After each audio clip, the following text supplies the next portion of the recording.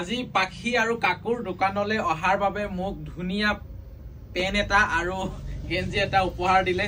উপহাৰ দিছে পিন্ধায়ো দিছে। কেনেকুৱা লাগিছে বাৰু আপোনালোকে জনাবচোন কমেন্টত। যদি ভাল লাগিছে বুলি এটা কমেন্ট কৰি দিব। পিছফালে চাওক, এয়া চাওক, একদম ধুনীয়া মানে একদম বঢ়িয়াকে বহিব পাৰে, উঠিব পাৰে।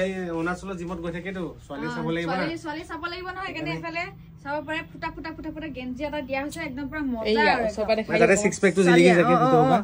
আৰু এফালে এডিডাছৰ এইটো ট্ৰেক পেন, এইটো কোন ফালে লিখা আছে সেইটো চাইডে, এইটো এডিডাছৰ ট্ৰেক পেন এটা দিয়া হৈছে। আৰু অকমান বডিটো দেখাই দিলে ভাল লাগিব। চাওক একদম মজা লাগিছে নাই? আৰু অলপ বাইচেপটো ডাঙৰ কৰিব লাগিব। হলেও দোকানখনত বহুত বঢ়িয়া কালেকশ্যন আছে। আপোনালোকে আহিব পাৰে বেবেজিয়া চাৰিআলিত নেয়াৰ গাৰ্লছ কলেজৰ ওচৰতে।